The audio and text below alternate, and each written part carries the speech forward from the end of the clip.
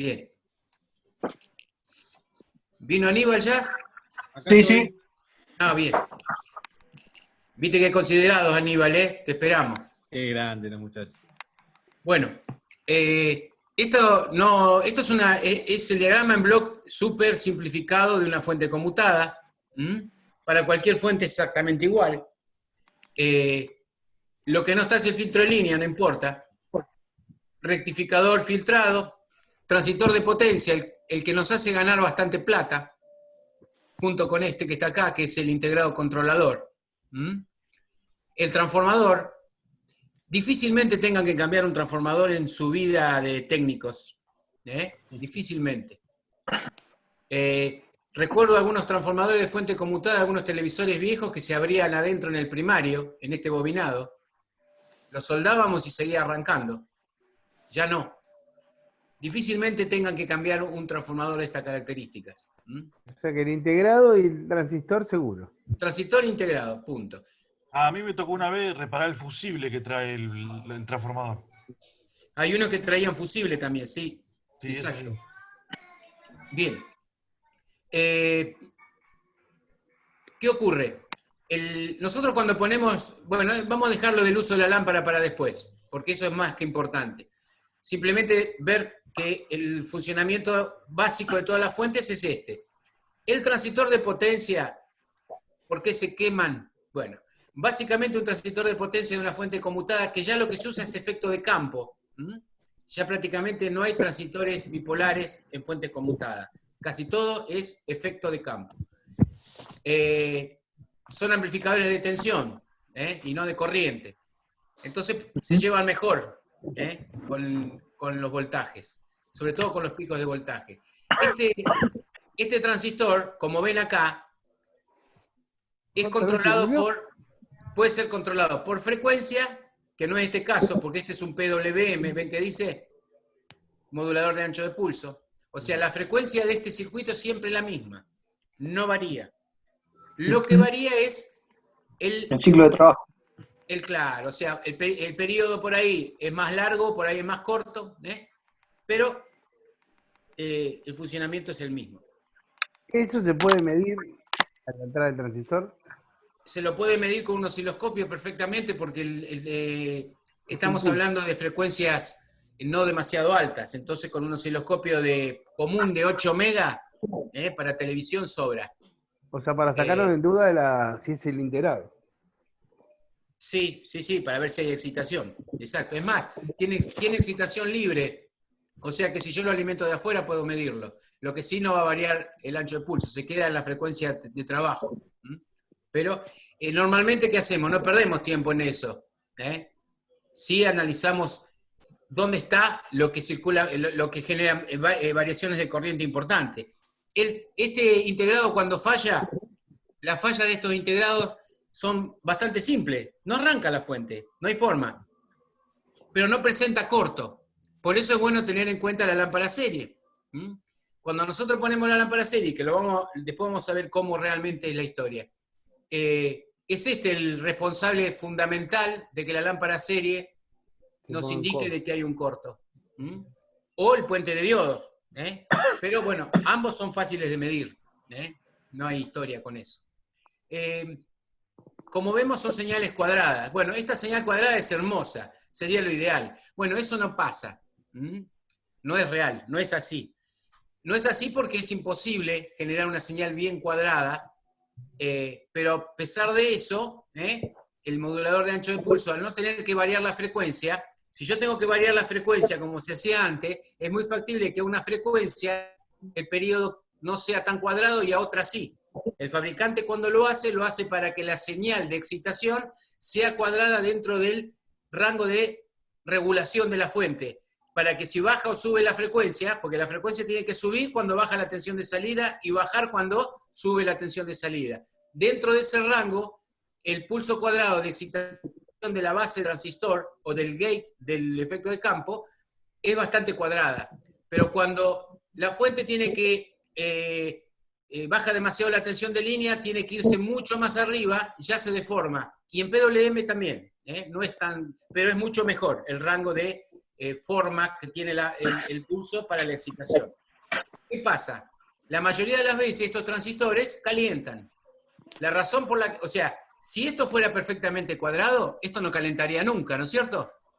¿Por qué? Porque cuando está en máxima corriente de saturación y el voltaje es mínimo, la potencia es cero. E por I es cero. Y cuando está con el circuito totalmente abierto, o sea que entre el colector y el emisor, o entre el drenaje y el suministro, hay máximo voltaje de línea, la corriente es cero. Por lo tanto, E por I también es cero. De hecho, hay fuentes conmutadas que este transistor no tiene disipador. Cuando nosotros vemos una fuente conmutada, porque ¿qué hacemos? Buscamos el transistor de potencia, ¿qué hacemos? Buscamos un disipador. Resulta que no hay disipador. Y nos confunde. En realidad, el transistor está ahí paradito, diciendo acá estoy, y no tiene disipador. ¿Por qué? Porque está muy bien calculada la fuente. Lo que sí, esas fuentes normalmente no tienen un rango de captura muy ancho. O sea, no se puede ir mucho de la frecuencia. Eso es cuando es una fuente por variación de frecuencia. Cuando es una por modulación de ancho de pulso, no es tan así. Pero teóricamente el transistor jamás tiene que levantar temperatura. Lo que pasa es que cuando hay deformación, la deformación no es por por la excitación del integrado, ni por las características del transistor, sino porque en el circuito asociado a él hay capacitores. ¿Qué pasa con los capacitores? Los capacitores se degradan con el tiempo, levantan temperatura, algunos hasta lo muestran y se les ve el líquido. Bueno, ¿qué pasa? Cuando un capacitor se degrada, seguramente se va a deformar el pulso. Cuando se deforma el pulso, el transistor comienza a tener periodos intermedios de conducción cuando está abierto y cuando está cerrado. Por lo tanto, siempre hay disipación de temperatura. Por eso, esos transistores, con el uso, cuando los capacitores empiezan a tener problemas, se queman.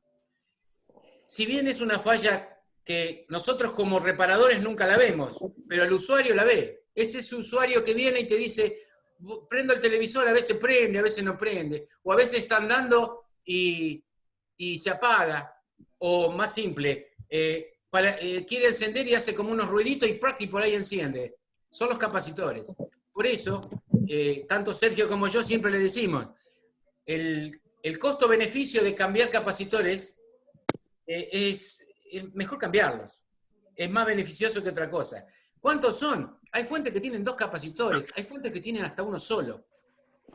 Viene una fuente conmutada con ese transistor muerto, es una picardía no cambiar los capacitores que están en relación a un ejemplo, polarización del integrado controlador.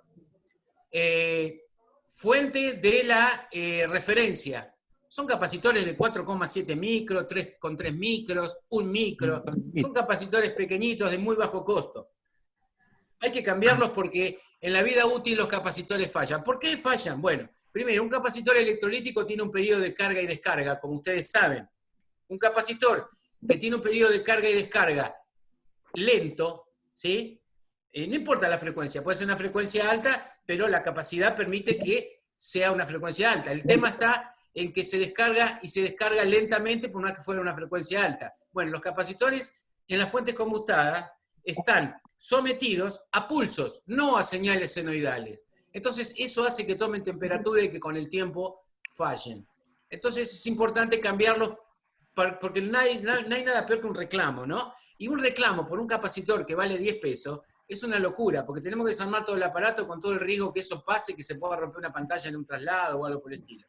Siempre que reparamos una fuente conmutada, los capacitores electrolíticos, no el de línea, porque eso no trae problema, sino los capacitores pequeñitos que hay en las polarizaciones de la fuente conmutada, es aconsejable cambiarlo. En lo personal, a mí me viene porque se le quemaron 2 LED, le cambio los LED y le cambio los capacitores de la fuente conmutada, porque ese aparato ya tiene un tiempo de uso. Y va a venir, porque cuando venga el cliente le va a decir, desde que le reparaste los LED, no me arranca o me arranca, y mentira, se lo hizo en ese momento, va a ser un reclamo aunque no lo sea. Entonces, los capacitores de la fuente conmutada es conveniente siempre cambiarlos. Estamos hablando de 30 pesos, no estamos hablando de 100 pesos, que aunque así fuera, si yo tengo que comerme los 100 pesos para que el aparato no vuelva, lo voy a hacer. Bien. tampoco es tan importante en el precio del presupuesto cargar unos capacitores que aunque el cliente no lo sepa, se los cambiás por beneficio de él a la larga. ¿Mm? Ese es uno de los problemas, que los transistores estos suelen fallar exclusivamente por eso. ¿Qué ocurre? Cuando nosotros tenemos una fuente conmutada y no podemos discernir si el problema de la fuente, no cuando hay un corto, porque cuando hay un corto nosotros nos quedamos en el chasis vivo, no hay vuelta. Puente de diodos, seguro.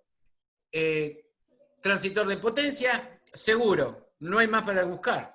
Son los dos elementos de donde circula toda la corriente. Eso hace que salte una lámpara y que se encienda del todo y nunca se apague. Eso es un cortomachazo. Por eso ponemos la serie, porque si viene con el fusible abierto, nosotros no podemos saber si fue un pico de línea, que a veces cambia el fusible y sigue andando, o si un transistor, un puente de diodo se puso en corto y hizo saltar el fusible. Ahí es donde juega el papel importante la serie, porque cualquiera sea el origen de la falla, yo pongo un clavo donde iba a estar el fusible, así como les digo, no pongo un fusible, pongo un clavo y automáticamente la serie se va a encender con todo si hay un corto. ¿Mm? Esa es la idea de la serie. No es lo mismo una fuente conmutada de un televisor analógico que de un televisor LED o LCD. En realidad, no es lo mismo en este detalle nada más, que cuando yo pongo la serie, ¿sí? Cuando yo conecto la alimentación a la fuente conmutada de un televisor analógico, hay un elemento que es la bobina desmagnetizadora, que ustedes quizás la han visto, que va alrededor del tubo, es la bobina que le dicen de Gaussing. Esa bobina tiene un dispositivo que se llama PTC. Es un par de resistencias con corriente de tiempo positiva, es decir, en el momento de encender el aparato, aparece 220 directamente sobre esa bobina. ¿Sí? ¿Qué pasa? Ese dispositivo que se llama PTC, en el momento de se calienta fuertemente por la gran circulación de corriente, por el gran consumo de la bobina, porque es una bobina de no tantas vueltas, y cuenta así un cortocircuito. Entonces, cuando yo conecto la lámpara serie, la lámpara enciende muy fuerte. ¿Qué pasa? Así como en el momento del encendido hay otro dispositivo, que es el captador electrolítico, ese que se carga con 300 volts, que al estar descargado toda la corriente para cargarse, tenemos que discernir si el problema es cargar, las lámparas prenden mucho porque el capacitor se está cargando o porque se está creando el PTC, porque en el momento del arranque se calienta y fría. La bobina nunca es un problema, el desmagnetizador, jamás se va a quemar. Sí el PTC, que puede venir que se ponen en corto, entonces me da un corto y se prende la lámpara serie con todo, los diodos están buenos, el transistor está bueno, no pasa, por supuesto, el fusible puede haber volado la miércoles, yo lo puse y todo vuelve a la normalidad. Así que, si es un televisor analógico y encendemos un televisor de esas características, siempre hay que desconectar la bobina desmagnetizadora antes, que no existe en un televisor LED o LCD, porque no hay que desmagnetizar ninguna máscara de ningún tubo de rayos catódicos. O sea, si voy a probar un televisor, ¿sí? Y no le saqué la tapa, un televisor analógico, y lo pruebo con la lámpara serie, le tengo que dar tiempo a la lámpara. ¿Por qué? Porque ni bien le va a los 220, por un lado se tiene que cargar el capacitor que presenta un corto en el primer inicio. Si no hay corto, la lámpara se va a ir apagando lentamente hasta que obviamente queda con una intensidad muy pequeñita o incluso no se ve, porque está cayendo muy poco voltaje en la lámpara. Salvo que sea una lámpara muy grande, de 500 vatios. Entonces, ¿qué pasa? Directamente ni se ve nada, ni enciende. Por eso hay que poner lámparas de 100 al principio para empezar, 150. O sea que, en el caso de un analógico tenemos que tener en cuenta eso. Si antes de sacarle la tapa probamos con la lámpara serie, tengan en cuenta que va a quedar encendida más tiempo la lámpara serie. ¿Por qué? Porque el capacitor no se va a cargar, porque en paralelo tiene un corto durante un rato, hasta que el PTC se enfría y queda a una temperatura tibia. O sea, se abre en realidad. Entonces se abre y ahí comienza a cargarse el capacitor. Y ahí vemos que la lámpara recién empieza a bajar de intensidad. Eso sí está todo bien, por supuesto, porque si se queda prendida. ¿Eh? Cuando sacamos la tapa del televisor analógico, desconectamos la bobina PTC, de la bobina del PTC, donde está allí, y queda desvinculado el PTC, lo único que le queda es una parte de la resistencia. Ahí conecto y me doy cuenta que el capacitor hace que en el inicio encienda fuertemente la lámpara y enseguida se va apagando. ¿Eh? Eso significa que no hay corto. ¿Mm? Eso no significa que arranque la fuente. Significa que no hay corto. ¿Dónde no hay corto? En el transistor de potencia de la fuente ni en el puente de diodo. Pero por ahí la fuente no está arrancando. Es otro tema. Ahí donde surge otra posibilidad. Bueno, la fuente no arranca. La fuente es sensada. En realidad, acá no figura, pero a este integrado que está aquí le tiene que llegar o de un autoacoplador o del primario del mismo, porque antes no había autoacopladores y las referencias se sacaban del bobinado del transformador que está acá, de donde está el conmutador. Pero ahora hay autoacopladores. Entonces, posiblemente la fuente esté interpretando que hay un consumo excesivo en el secundario del transformador. Si el consumo es excesivo, la fuente se va a tender a apagar. Por eso, en ese caso, lo que se hace, se toma una lámpara, 75 vatios, una lámpara común, y se la conecta a la salida de la tensión más alta. De esa manera lo que conseguimos es poner una carga confiable. ¿Qué significa? Que en el aparato no hay ningún corto que pueda producir que la fuente no arranque. Pongo la lámpara y si la fuente no arranca, ya sabemos que hay problemas en el controlador de la fuente, obviamente. Si la fuente arranca, porque aparece el voltaje, porque la carga que tenemos es una resistencia y está calculada para que no queme nada, obviamente el problema está en el aparato y no en la fuente. En un televisor analógico, la única razón por la que esto pase es que tenga problemas en la parte de potencia horizontal, flyback quemado, transistor de potencia, vertical con mucho consumo. Básicamente es eso. En un televisor LED o LCD, eso prácticamente no ocurre. Porque primero que no hace falta ponerle ninguna lámpara, porque las tensiones son muy bajas. En algunos casos se ha llegado a poner lámparas de auto.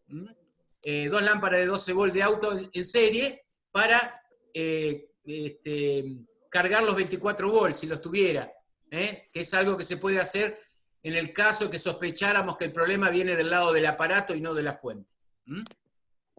Bueno, esos tips que yo les voy dando son porque nos vamos a encontrar con eso y a la hora de hacer un diagnóstico rápido para que se quede tranquilo el cliente, para decirle, estamos trabajando en la fuente, que sabés que a la larga la vas a reparar, o estás trabajando en el equipo, que sabés que te va a complicar más la historia. Básicamente es eso, son pruebas rápidas para diagnosticar.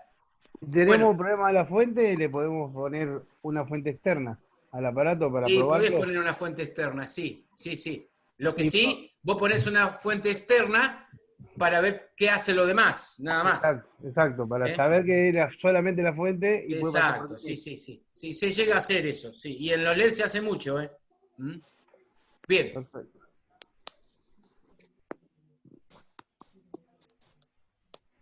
Esto es lo mismo, nada más que con otro gráfico, ¿no? Todo igual. Bueno. ¿La ven todos? Sí. Bueno, acá tenemos la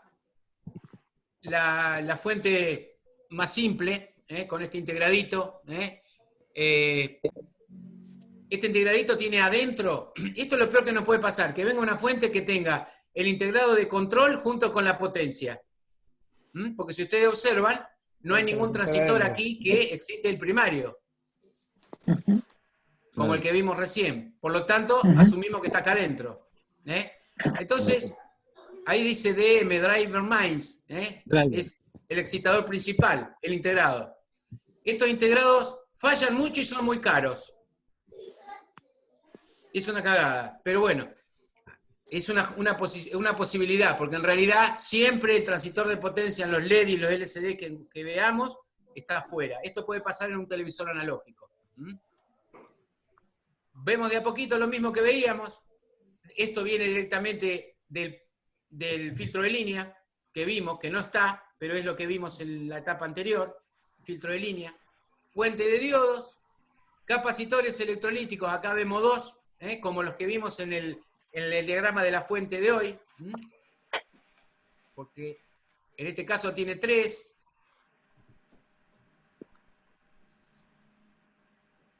¿Dónde está la otra?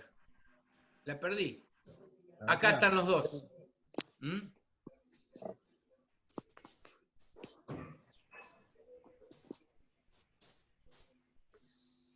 Los dos capacitores electrolíticos.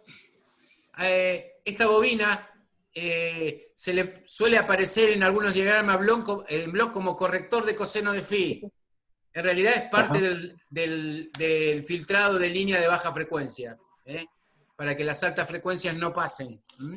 También. Acá tenemos un par de diodos. Uno es un diodo Zener y otro es un diodo que, si lo observamos, está en inversa, ¿verdad? Sí.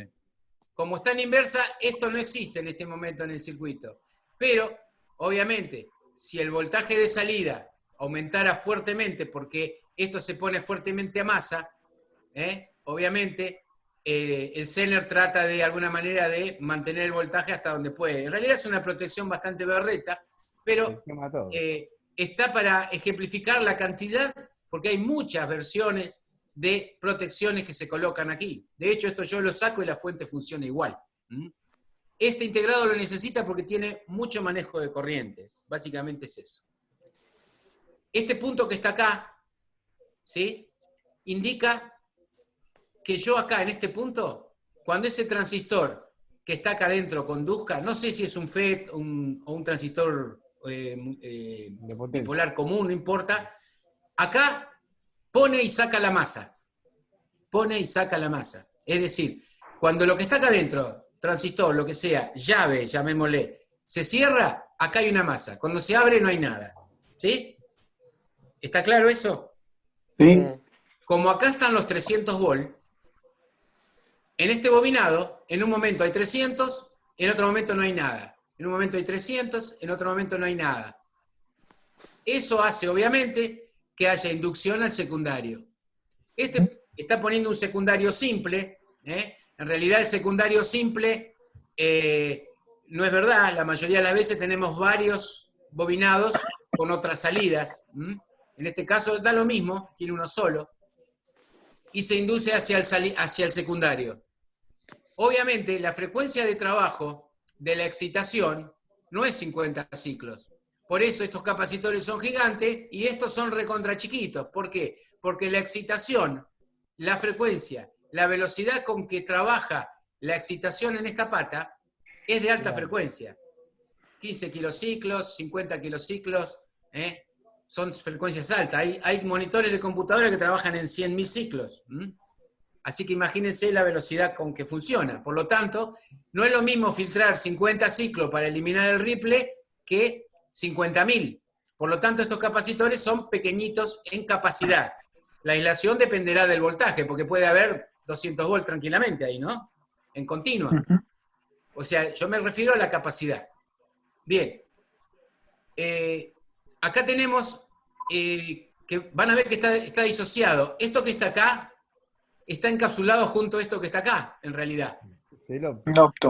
Es el optoacoplador. Nosotros lo hubiéramos dibujado acá abajo, dividiendo el chasis vivo del otro chasis. Ven que hay dos masas, una la del chasis vivo y la otra del chasis del equipo. Este diodo que está acá ilumina aquí. ¿Cuándo lo hace? Bueno, si observan, está tomando de la salida. La variación de voltaje en esa salida es la que hace que obviamente aquí tengamos una conducción, porque esto que está acá, si lo observan, es un diodito en inversa, ¿sí?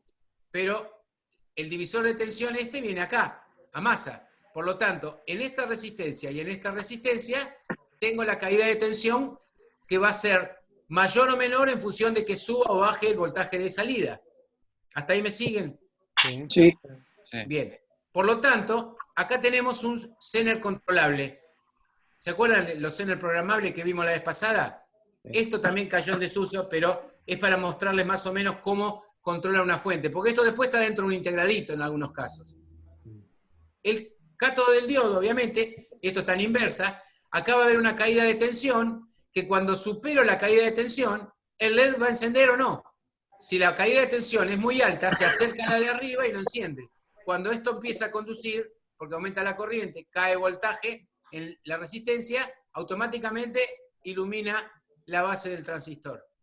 Cuando ilumina la base del transistor, esta corriente, que la toma de una fuente primaria, que está aquí, o sea, este bobinado del primario, rectifica, filtra con este capacitor, tengo tensión continua. Esto no es más y menos que una fuente, ¿no?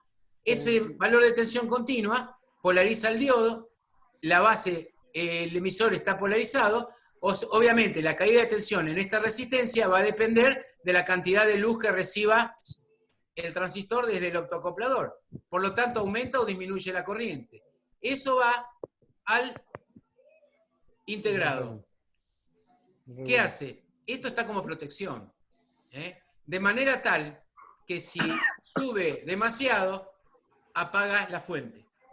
Eso es lo que hace. O sea que la corriente que circula por acá, hasta determinado valor, eso habría que ver las características del integrado, que te va a decir que en esta pata tiene que haber un valor de voltaje determinado para mantenerlo en funcionamiento, y a partir de ese valor, no sé si para arriba o para abajo, seguramente va a ser para abajo, se corta la alimentación. En el momento del arranque, este integrado que está acá necesita alimentarse. No figura acá, pero acá está faltando algo, que es una tensión continua con resistencia bastante grande que entren al integrado. Porque hasta que esto no arranque, tiene que alimentarse. ¿Estamos de acuerdo? Esa es la famosa resistencia que se quema. Esa famosa resistencia que se calientan y se ponen bastante tutas, mira, se cocinan. Por lo tanto, esas resistencias que no están acá, capaz que está haciendo lo siguiente, capaz que está tomando, cosa que no es tan común, la alimentación acá en el instante, ¿sí? Y obviamente puedan estar interiormente. Lo que pasa es que obviamente acá, cuando esto comienza a conducir, ¿cuánto tiempo tarda en alimentar al integrado? Nada, porque ni bien lo enchufo, esto oscila y acá aparece la masa. Así que también es relativo. Podría ser que esté arrancando por acá también. Para eso hay que ver, acá tendría que haber una patita que dice start. Inicio. En los integrados figura, acá no. O sea, que esa Una vez que arrancó, ya no se alimenta más desde la fuente principal, sino que se alimenta desde la misma fuente, VCC. O sea, con su propia excitación.